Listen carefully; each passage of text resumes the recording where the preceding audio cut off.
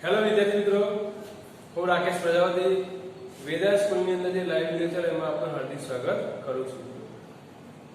મિત્રો, અત્યાર સુધી આપણે ગ્રામરના ઘણા બધા ટોપિક શીખી ગયા મિત્રો. તો તમારે 10મા ધોરણની અંદર જો માર્કિંગ સંસ્કૃતની અંદર માર્ક્સ વધારે ખેંચવા હોય, વધારે લાવવા હોય મિત્રો, તો ગ્રામરની અંદર તો વધારે ભાર આપજો. એટલા માટે કે ગ્રામરની અંદર નિયમો લાગેલા હોય છે મિત્રો, અને ગ્રામર ઘણા લોકોને હાર્ડ પણ પડતું હોય છે મિત્રો. જો તમે વારંવાર તૈયારી કરશો, યાદ રાખવાની કોશિશ કરો તો હાર્ડ નથી. સમજજો, જ્યારે પણ હું સમજાવું ત્યારે મિત્રો કે આપણી પાસે અત્યારે સમય ઘણો બધો ઓછો છે મિત્રો, અને એવું ના સમજતા બોર્ડની એક્ઝામ લેવાની છે એટલે એટલા માટે તમને જેટલું તૈયારી થાય, જેટલું અહીંયા અમે ચલાવીએ મિત્રો, એટલું તમે જોડે તૈયારી કરવાની કોશિશ કરજો મિત્રો.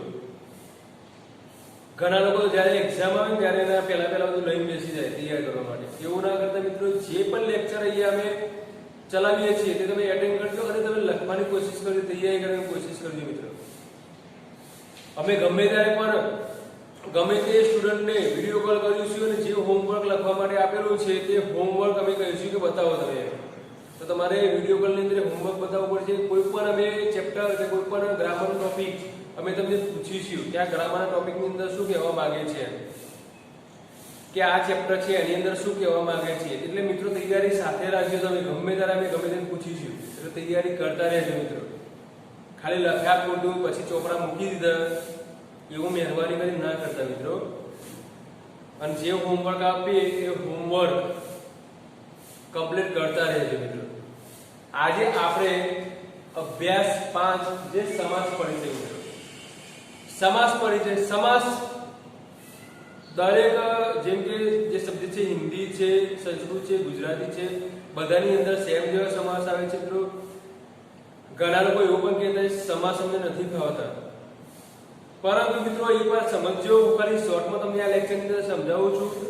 આપણે અહીંયા જે 6 સમાસ લેવાના છે એ સમાસના અહીંયા હું નામ લખું છું, તમે પણ તમારી નોટબુકમાં લખતા રહેજો મિત્રો.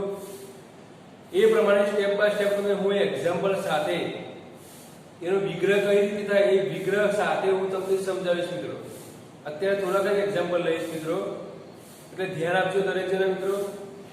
તો મિત્રો અત્યારે જે આ ગ્રામરના ટોપિકની અંદર જે 6 સમાસ લખવા જઈ રહ્યો છું તે અહીંયા હું લખું છું, તમે તમારા નોટબુકમાં લખતા રહેજો મિત્રો. તો પહેલો સમાસ છે મિત્રો દ્વંદ્વ સમાસ.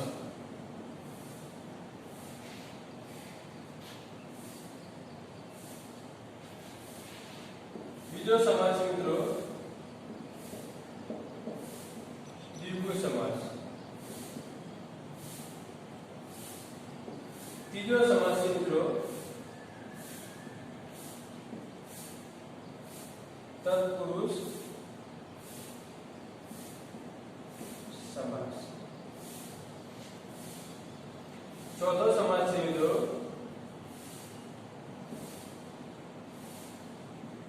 કર્મધારય સમાસ. પાંચમો સમાસ છે મિત્રો બહુવ્રીહી સમાસ.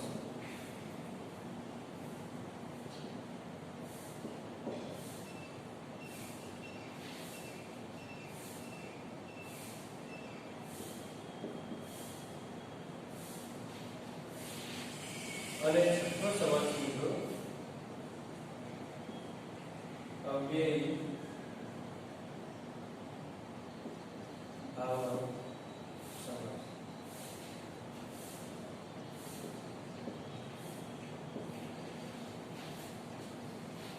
મિત્રો દ્વંદ્વ સમાસ, દ્વિગુ સમાસ, તત્પુરુષ સમાસ, કર્મધારય સમાસ, બહુવ્રીહી સમાસ ને છેલ્લો છે અવ્યય ભાવ સમાસ.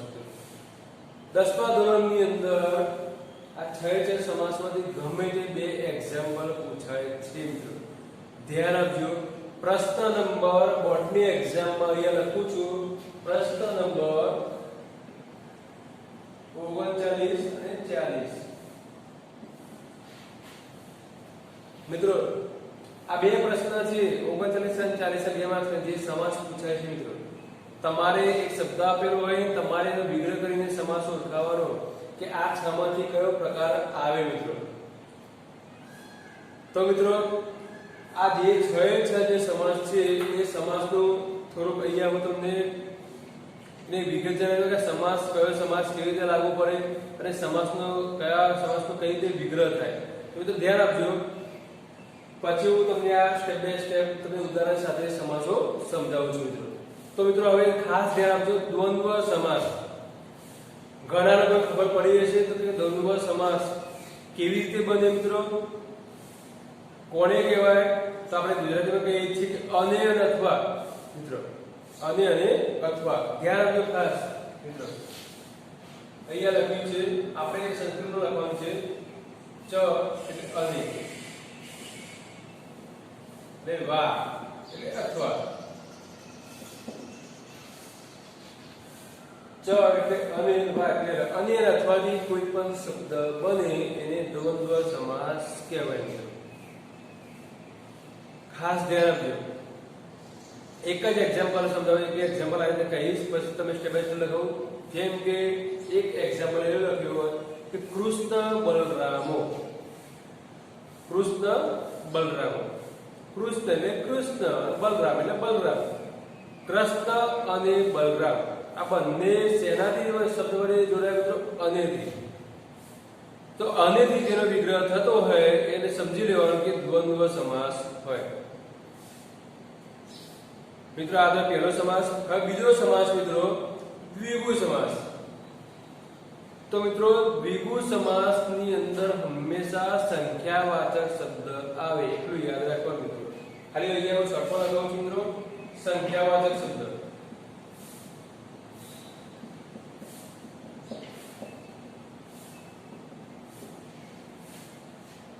દ્વિગુ સમાસની અંદર સંખ્યાવાચક શબ્દ આવે મિત્રો.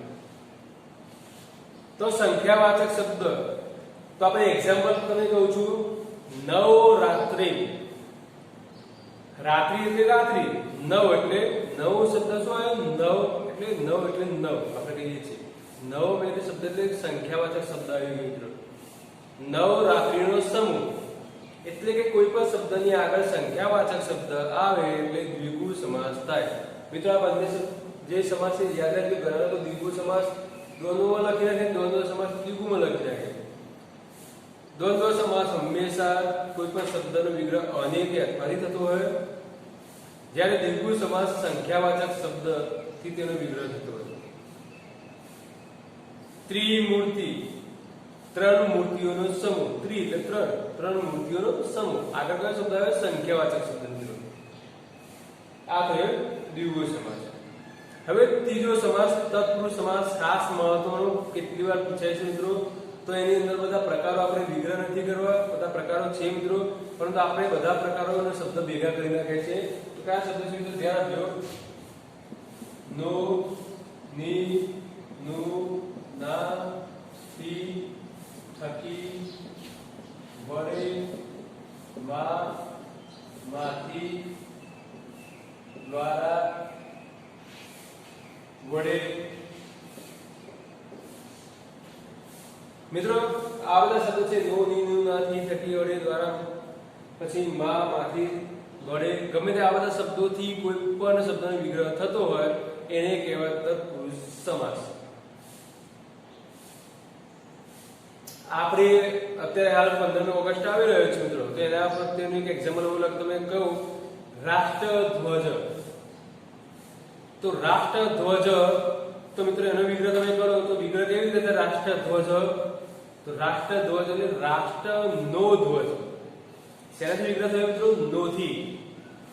તો રાષ્ટ્રનો ધ્વજ એટલે કે નોથી વિગ્રહ થયો એટલે કે એનો અર્થ શું થાય? તત્પુરુષ સમાસ થાય. અહીં એ શબ્દો લખ્યા છે, આમાંથી કોઈ પણ શબ્દથી કોઈ પણ શબ્દનો વિગ્રહ થાય તો સમજી લેવાનું કે તત્પુરુષ સમાસ બને.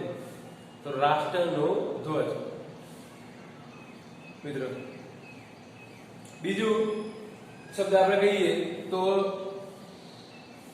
કૂપપતિતમ. આવો એક શબ્દ છે મિત્રો, કૂપપતિતમ. ઘણા લોકો ખબર પણ નહીં કે કૂપ એટલે શું થાય. કૂપ એટલે કૂવો, પતિતમ એટલે પડવું. એનો અર્થ વિગ્રહ શું થાય મિત્રો? કૂવામાં પડવું. શેનાથી વિગ્રહ થયો? કૂવામાં પડવું. તો માથી વિગ્રહ થયો મિત્રો. તો માથી વિગ્રહ થયો મિત્રો. એનો અર્થ શું થાય? કયો સમાસ મિત્રો? તત્પુરુષ સમાસ. એટલે અહીંયા આપેલા કોઈ પણ શબ્દોથી જે શબ્દનો વિગ્રહ થતો હોય એટલે સમજી લેવાનું કે તત્પુરુષ સમાસ બને છે મિત્રો. આના પછી તમને ડિટેલમાં એક બે ચાર એક્ઝામ્પલ લખીને દરેક પ્રકાર તમને સમજાવું છું, પરંતુ આ શબ્દ સમજાવું સમજી લો પહેલા. એના પછી કે કર્મધારય સમાસ. કર્મધારય સમાસ, તો કર્મધારય સમાસ છે મિત્રો. તો કર્મધારય સમાસ એનું નામની અંદર શું રહેલું છે? કર્મ રહેલું છે મિત્રો. તો કર્મની પ્રધાનતા એ લખજો મિત્રો. કર્મની પ્રધાનતા એમાં શબ્દો છે મિત્રો મહા, કુ અને અધમ.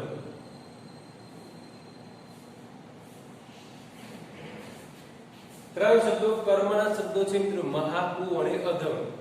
જે જગ્યાએ કર્મધારય છે એટલે કર્મની પ્રધાનતા હોય, આપણું યાદ રાખવાનું. કર્મધાર એટલે કર્મની પ્રધાનતા હોય એટલે કર્મધારય સમાસ કહેવાય. મહા, કુ અને અધમ. આપણે મહાત્મા ગાંધીજી આપણે શું કહીએ? મહાત્મા કહીએ છીએ. મહાત્મા કે બધાને મહાત્મા નથી કહેતા. કોઈ રસ્તામાં જતો, રોડ ઉપર જતો આપણે મહાત્મા કહીએ કે મહાત્મા છે? નથી કહેતા. પરંતુ મહાત્મા એ ગાંધીજીને એટલું બિરુદ એટલા માટે બિરુદ આપવામાં આવ્યું છે કે તેને આપણા દેશને આઝાદ કર્યો. લોકો એને ભગવાન સ્વરૂપે માને છે અને એ આત્મા મહાન હતી. એમ મહાન એવી આત્મા, એ મહાન એ શબ્દ શું થયું મિત્રો? એનું કર્મ થયું. એવું કર્મ કર્યું એટલા માટે એમને મહાત્મા કહેવામાં આવ્યું હતું. મહાન એવું કર્મ એટલા માટે મહાન એ શું હતું મિત્રો? એનું કર્મ. એ પ્રમાણે કુ શબ્દ મિત્રો.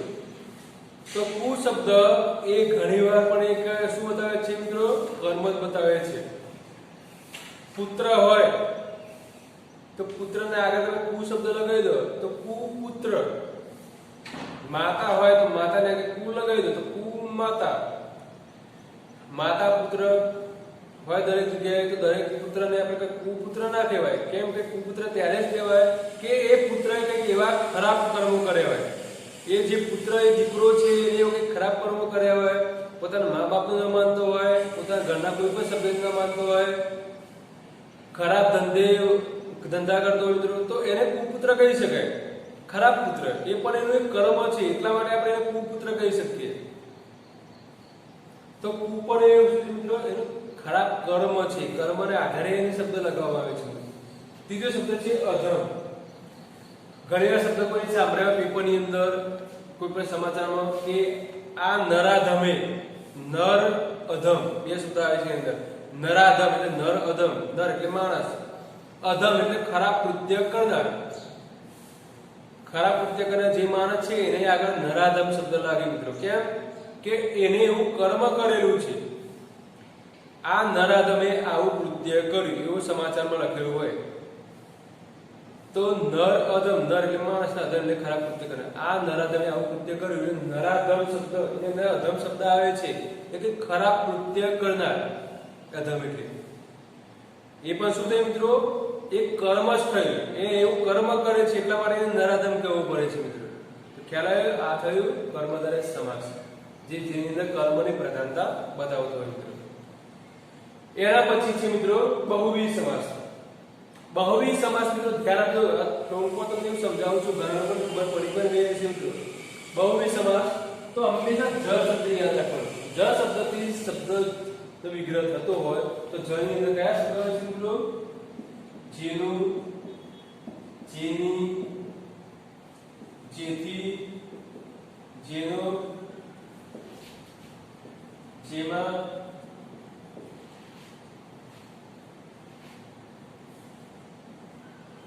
જેનું, જેનો, જેનો, જેમાંથી, જેમાંથી, જેના દ્વારા, જે શબ્દોથી વિગ્રહ આવે છે. ઘણા બધા શબ્દો છે મિત્રો જે ઉપરથી જે બને. જેનું, જેનું, જેથી, જેમાંથી, જેના દ્વારા, જેના વડે, જેમાંથી, જેથી, જે ઉપરથી જ શબ્દથી ચાલુ થાય વિગ્રહ એટલે સમજી લેવાનું મિત્રો એ તમારો શું થાય? બહુવ્રીહી સમાસ. બહુવ્રીહી સમાસ શબ્દ યાદ રાખવાનો. એક્ઝામ્પલ આપો મિત્રો. અતિથિ. અતિથિ, અતિથિ એટલે શું થાય મિત્રો? મહેમાન આપણે કહીએ છીએ. અતિથિ, તિથિ એટલે તારીખ. જેની કોઈ તારીખ નક્કી નથી તે, કે જેની કોઈ તિથિ નક્કી નથી તે. ખરેખર મિત્રો એટલા માટે એને શું કહેવાય મિત્રો? બહુવ્રીહી સમાસ. કે જેની ત્યાંથી વિગ્રહ ચાલુ થાય. તમે જોજો મિત્રો. બીજો વિધવા, જેનો પતિ મૃત્યુ પામ્યો છે તે. જેનોથી વિગ્રહ ચાલુ થાય મિત્રો. તો આ જ રીતે આ કોઈ પણ શબ્દોમાંથી વિગ્રહ થતો હોય તો સમજી લેવાનું બહુવ્રીહી સમાસ કહેવાય. હવે મિત્રો છેલ્લો અવ્યયભાવ સમાસ. અવ્યયભાવ સમાસ તો એની અંદર કોઈ પણ શબ્દની આગળ અવ્યય લાગેલો હોય. અવ્યય એટલે હું અહીંયા અવ્યય લગાવું છું મિત્રો. યથા, પ્રતિ,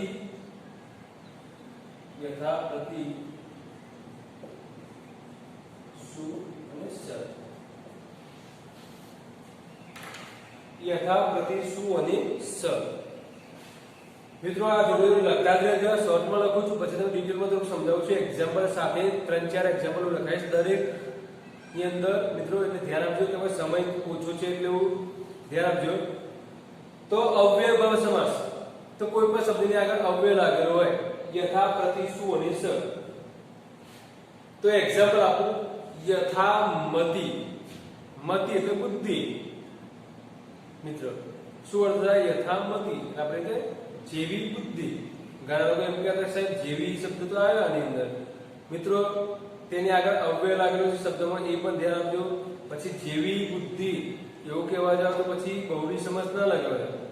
એવા ટાઈમે પહેલા વિગ્રહ જોજો, અવ્યય જોજો. અવ્યય યથા, પ્રતિ, સુ કે સ લાગેલો હોય તો પછી આપણે અવ્યયભાવ સમાસ લખી દેવાનું. યથાશક્તિ આપણે ઘણી વાર કહીએ યથાશક્તિ દાન આપો તમે. પોતાની શક્તિ હોય તેટલી જ. પોતાની શક્તિ 5 રૂપિયા આપવાની તો 5 રૂપિયા દાન આપો. પછી કે 500 રૂપિયા દાન આપવાની કોઈ જરૂર નથી. એટલા માટે ઘણી વાર બોલીએ છીએ પ્રસંગની અંદર, કોઈ ઉત્સવ હોય તો ઉત્સવની અંદર કે યથાશક્તિ દાન આપો એમ. બીજો શબ્દ છે પ્રતિ. પ્રતિદિન. દિન એટલે દિવસ. આગળ પ્રતિ શબ્દ લાગી ગયો એના કારણે આખો ઉચ્ચારણ આખો જે એનો અર્થ છે, અર્થ આખો શું મિત્રો અલગ થઈ ગયો. દિનમ એટલે એક જ દિવસ. પ્રતિદિન એટલે શું થઈ ગયું? આખો અર્થ ચેન્જ થયો. દરરોજ. પ્રતિ શું લાગે? અવ્યય લાગે મિત્રો. એ રીતે. શું તો મિત્રો સુવિચાર. સુવિચાર વિચાર તો દરેક પ્રકારના આપણા મગજમાં આવતા હોય. મિનિટે વિચારો બદલાતા હોય છે મિત્રો. પરંતુ સુવિચાર કોને કહેવાય? કે આપણા મગજની અંદર સારા વિચારો આવતા હોય, એક સારું કાર્ય કરવાના વિચારો આવતા હોય તો એને સુવિચાર કહેવાય. નહીં તો ઘણા લોકો તો ખરા વિચારો કરતા તો એને સુવિચાર ના કહેવાય મિત્રો. તો સુવિચાર આગળ સુ શબ્દ શું લાગે? અવ્યય લાગે મિત્રો. સુવાક્ય. વાક્ય તો ઘણા બધા લખેલા આપણે જોઈએ છે, કેટલી જગ્યાએ કેટલા વાક્યો. પણ આગળ સુ શબ્દ શું લાગે મિત્રો? તો સુ શબ્દ એ અવ્યય લાગે, જેને કારણે આપણે કહી શકીએ કે સારું વાક્ય. તો મિત્રો એ પ્રમાણે સ તો સ વિનય. સ વિનય. વિનય એટલે વિનમ્રતા. વિનમ્રતા તો દરેકનામાં થોડીક તો પડેલી જ હોય. પરંતુ કોઈ વ્યક્તિ જ્યારે સામેથી વાત કરતો તો આપણે કહી શકીએ સારી રીતે વાત કરતો કે આની અંદર સવિનય એટલે કે વિનમ્રતા સાથેની વાત કરવાની કાબિલિયત છે મિત્રો. સવિનય એટલે વિનમ્રતા સાથે. તો મિત્રો આ જ પ્રમાણે આપણે 6 સમાસના પ્રકારો જોવાના છે મિત્રો. જે વિદ્યાર્થીએ આ ન લખ્યું હોય તો જોડે લખી દો મિત્રો. આ જ પ્રમાણે હું તમને સમાસો સ્ટેપ બાય સ્ટેપ સમજાવું છું મિત્રો. અને બોર્ડના પ્રશ્નપત્રની અંદર પ્રશ્ન નંબર 3940 જે વિભાગ બી આવે છે ગ્રામરનો વિભાગ, એમાં જે છેલ્લા પ્રશ્ન છે 3940 નંબરનો પ્રશ્ન, તે તમારે આ સમાસના પ્રકારો ઓળખવાના તે પૂછાશે. કોઈ પણ શબ્દ આપ્યો તમારે સમાસનો પ્રકાર લખવાનો મિત્રો. તો તમે આટલું લખી દો.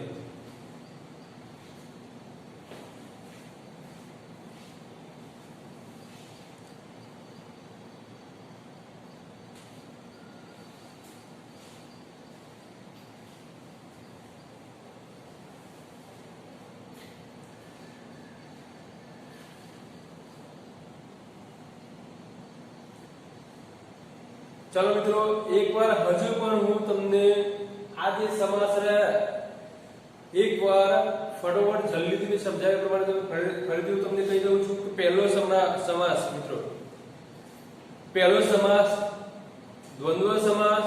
દ્વંદ્વ સમાસ હંમેશા અને અથવાથી વિગ્રહ થાય મિત્રો. ધ્યાન આપજો દરેક જણા. એક્ઝામ્પલ મેં કહ્યું પ્રમાણે મિત્રો, કૃષ્ણ બલરામો, કૃષ્ણ અને બલરામ અનેથી વિગ્રહ થયો એટલે દ્વંદ્વ સમાસ કહેવાય. રામ લક્ષ્મણો, રામ અને લક્ષ્મણ અનેથી વિગ્રહ થયો એટલે કયો કહેવાય મિત્રો? દ્વંદ્વ સમાસ. બીજો સમાસ છે મિત્રો દ્વિગુ સમાસ. દ્વિગુ સમાસ હંમેશા સંખ્યાવાચક શબ્દ આપેલો હોય. સમજો ખાસ, દ્વિગુ સમાસની અંદર કયો હોય? હંમેશા સંખ્યાવાચક શબ્દ આપેલો હોય છે. જેમ કે મેં કહ્યું એ પ્રમાણે મિત્રો, ત્રિલોક, ત્રણ લોકનો સમૂહ. આગળ ત્રિ એ શું થયું મિત્રો? સંખ્યાવાચક શબ્દ. નવરાત્રિ, નવરાત્રિ એટલે નવરાત્રિઓનો સમૂહ મિત્રો. નવ શબ્દ શું થયો? સંખ્યાવાચક શબ્દ થયો મિત્રો. તો સંખ્યાવાચક શબ્દથી વિગ્રહ થયો એનો મતલબ એમ થાય કે દ્વિગુ સમાસ કહેવાય.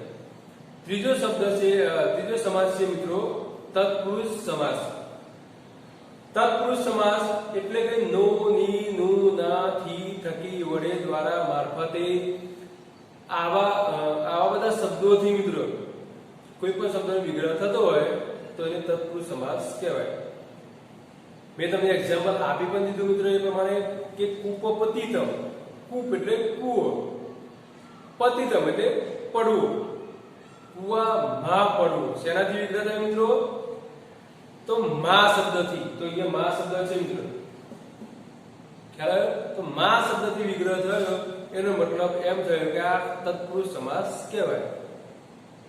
એ પ્રમાણે બીજું એક્ઝામ્પલ પર સમજાવ્યું મિત્રો, રાષ્ટ્રધ્વજ. તો રાષ્ટ્ર નો ધ્વજ. તો મિત્રો નો શબ્દથી વિગ્રહ થયો. તો નો શબ્દથી વિગ્રહ થયો એનો મતલબ શું સમજી લેવાનું મિત્રો? કે આ તત્પુરુષ સમાસ કહેવાય મિત્રો. મિત્રો એ જ પ્રમાણે આપણે એના પછીનો કર્મધારય સમાસ. કર્મધારય સમાસ. તો કર્મધારય સમાસ કોને કહેવાય? તો જે સમાસની કર્મની પ્રધાનતા હોય, કર્મની પ્રધાનતા બતાવતો હોય સમાસ. જેમ કે મેં શબ્દ લખાય છે મહાકુ અને અધમ. આ ત્રણ એવા શબ્દો છે કર્મની પ્રધાનતા બતાવે છે. મહાવૃક્ષ એવો શબ્દ છે, જોઈએ છે મહાવૃક્ષ. વૃક્ષ તો ઘણા બધા આપણે જોઈએ છીએ મિત્રો, પણ મહાવૃક્ષ બહુ ઘટાદાર, બહુ મોટું વૃક્ષ હોય એની કર્મ છે મિત્રો, એટલા માટે મહાવૃક્ષ કહે છે મિત્રો. મહાનાયક, નાયક તો બધા ઘણા બધા નાયકો હોય, પરંતુ મહાનાયક ક્યાં કહેવાય? કે બહુ મોટો કલાકાર હોય એને મહાનાયક કહેવાય મિત્રો. મહાકવિ, કવિ કેવો હોય? કેટલા બધા હોય, તો મહાકવિ ક્યારે? બહુ મોટા કવિ હોય ત્યારે. મહાપંડિત, પંડિત ઘણા બધા હોય જેને 2 શ્લોકો પણ આવડતા ના હોય, 2 શ્લોકો આવડતા એને પણ પંડિત કહીએ છીએ આપણે મિત્રો. પરંતુ મહાપંડિત ક્યારે કે બધા સંપૂર્ણ જ્ઞાન ભરેલું હોય ત્યારે આપણે મહાપંડિત કહી શકીએ. મહાત્મા, મહાન એવી આત્મા. તો મિત્રો આ થયા કર્મધારય સમાસ. એની અંદર કુ, તો કુ માતા, કુ પુત્ર એટલે ખરાબ પુત્ર. પછી અધમ શબ્દ છે તો નરાધમ શબ્દ એટલે કે જે માણસે ખરાબ કૃત્ય કર્યું છે તે માણસ, એનું કર્મ બતાવે છે, એટલે ખરાબ કર્મ બતાવે છે, એટલે કયો સમાસ? કર્મધારય સમાસ. એના પછી છે મિત્રો બહુવ્રીહી સમાસ. બહુવ્રીહી સમાસ મેં કહ્યું પ્રમાણે જ શબ્દ તમારે યાદ રાખવાનો. જેનું, જેનાથી, જેમાંથી, જેના વડે, જેનો, જેથી, જેના દ્વારા જ શબ્દથી આવો વિગ્રહ થતો હોય એને બહુવ્રીહી સમાસ કહેવાય. મેં એક્ઝામ્પલ આપી દીધા મિત્રો. એક એક્ઝામ્પલ એ પણ આપું, અનાથ. અનાથ એટલે મિત્રો જેનો કોઈ નાથ નથી તે. અતિથિ, જેની કોઈ તિથિ નક્કી નથી તે મિત્રો. તો જેનાથી વિગ્રહ થયો, ખ્યાલ આવ્યો મિત્રો. એના પછી છે મિત્રો છેલ્લો અવ્યયભાવ સમાસ. તો યથા, પ્રતિ, સુ અને સ આવા અવ્યય લાગેલા હોય કોઈ પણ શબ્દમાં તો યથાશક્તિ, આપણી પોતાની શક્તિ હોય તેટલું દાન કરવું એમ આપણે ઘણી વાર શબ્દ સમજીએ છીએ. બીજો છે પ્રતિ. પ્રતિદિનમ, દિન એટલે દિવસ, પ્રતિદિનમ એટલે દરરોજ. આખો અર્થ એનો ચેન્જ થઈ ગયો મિત્રો, અવ્યય લાગે એનાથી. પ્રતિ શબ્દ લાગ્યો એટલે મતલબ શું? અવ્યયભાવ સમાસ. ત્રીજો શબ્દ છે સુ. તો સુવાક્ય, સુવિચાર. મિત્રો સમજાવ્યું તો સુવાક્ય એટલે સારું વાક્ય. વાક્ય ઘણા બધા પણ સારું વાક્ય એ અવ્યય લાગે એટલા માટે આપણે સારું વાક્ય કહી શકીએ. છેલ્લો શબ્દ છે સવિનય એટલે કે વિનમ્રતા સાથે. તો મિત્રો અહીંયા અમે 6 સમાસ તમને શોર્ટમાં સમજાવ્યા છે. હવે હું થોડાક ડિટેલમાં નેક્સ્ટ જે લેક્ચર આવે એમાં તમને હું સમજાવીશ થોડાક એક્ઝામ્પલ લઈને. મિત્રો તો તમને હું અત્યારે હોમવર્કની અંદર આ 6 સમાસ જે પ્રમાણે લખ્યા છે એ જ પ્રમાણે તમારે એકવાર લખવાના છે. મિત્રો તમારે જાતે તૈયારી કરીને, તો મિત્રો આ જે પ્રમાણે લખ્યું એ જ પ્રમાણે તમે એકવાર તમે તમારી જાતે તૈયારી કરીને લખજો. મિત્રો અહીંયા આપણે આ લેક્ચર પૂર્ણ કરીએ છીએ. નેક્સ્ટ લેક્ચરની અંદર આ સમાસ આપણે જોઈશું. મિત્રો તો અસ્તુ જય હિન્દ.